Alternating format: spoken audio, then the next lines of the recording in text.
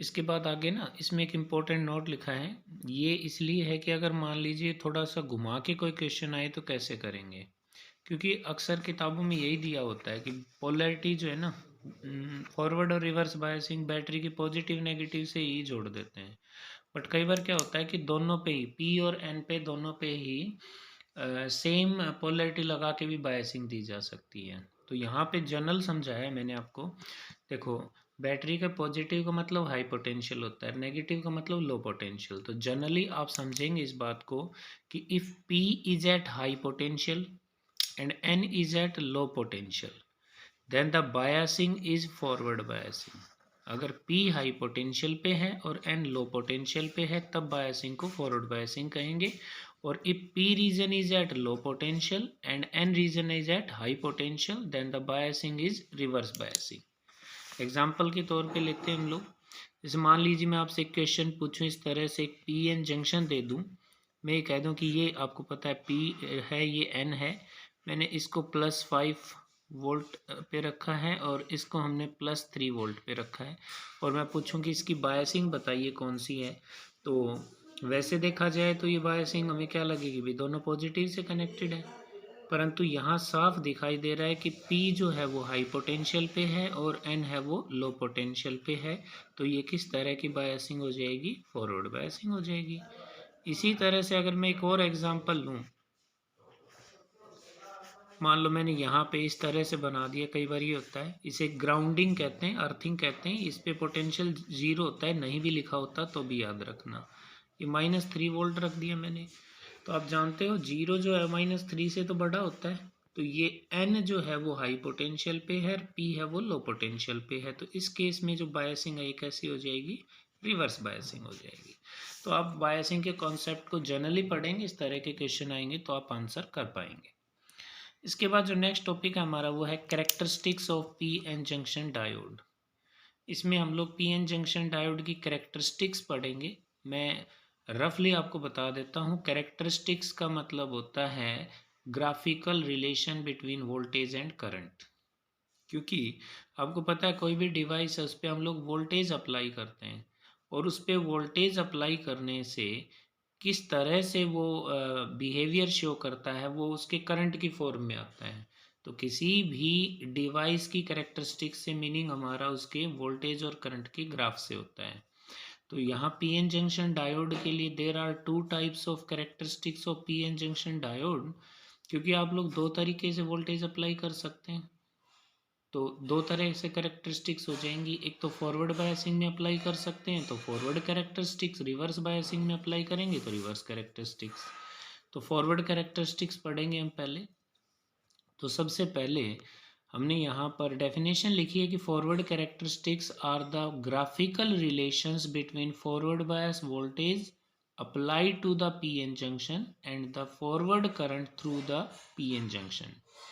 ये कहता है कि फॉरवर्ड कैरेक्टरिस्टिक हम किसे नाम देते हैं, उन ग्राफिकल रिलेशंस को जो फॉरवर्ड बायस्ड वोल्टेज जो अप्लाई की गई है पीएन जंक्शन पे और उसमें जो फ्लो करने वाला फॉरवर्ड करंट है पीएन जंक्शन में, उनके बीच का ग्राफ होगा।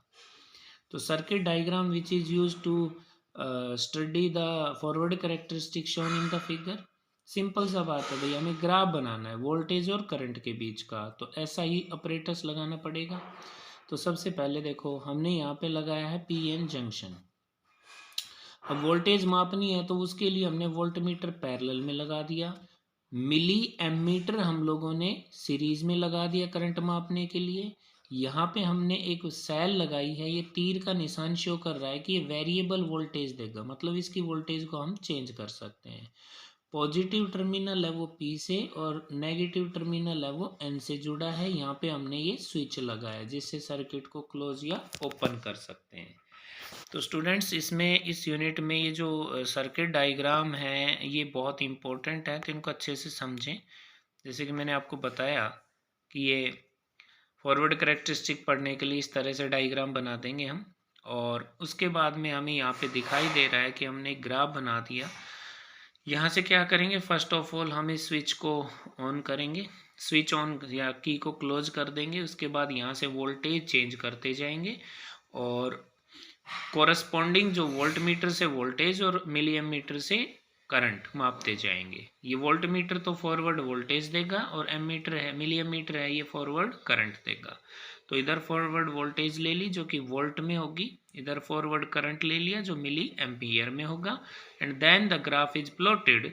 तो प्रैक्टिकल जो ग्राफ है, that practical graph is like this, जो यहाँ पे दिखाया गया है। इस ग्राफ से रिलेटेड क्या क्या पॉइंट्स हम नोट कर रहे हैं वो देखेंगे। By varying the value of forward voltage, the corresponding forward current are noted and a graph is plotted as shown in the figure। जो मैंने बताया, इससे हमें क्या क्या पॉइंट नोट हो रहे हैं वो देखो।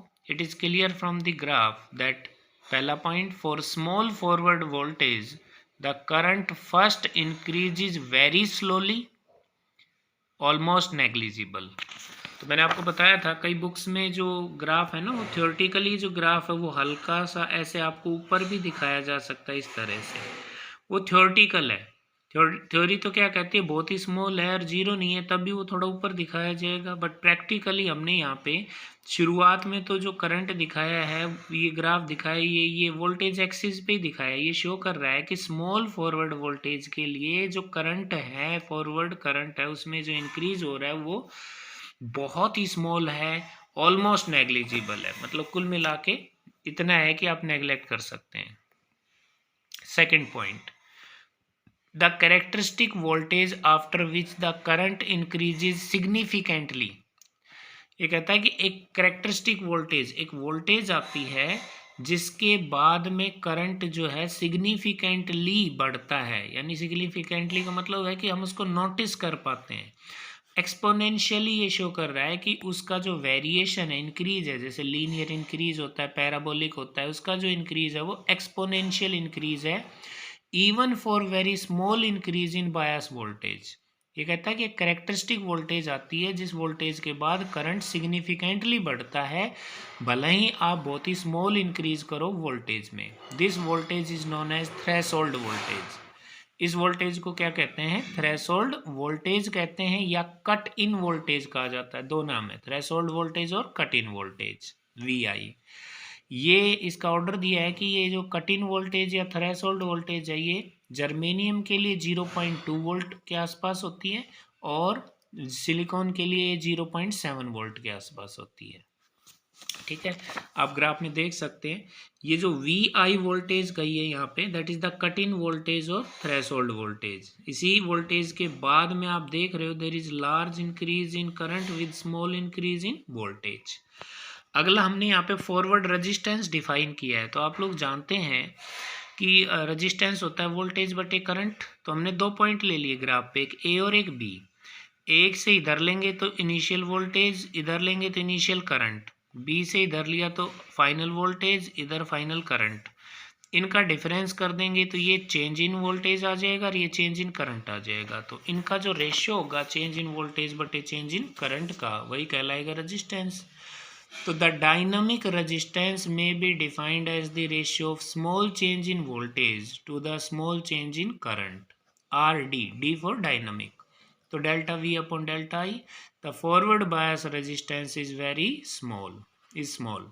तो फॉरवर्ड बायस का जो रेजिस्टेंस है वो स्मॉल होता है, और अगर आपसे आइडियल डायोड का फॉरवर्ड रेजिस्टेंस पूछा जाए तो वो 0 होगा। ठीक है students, have a nice day.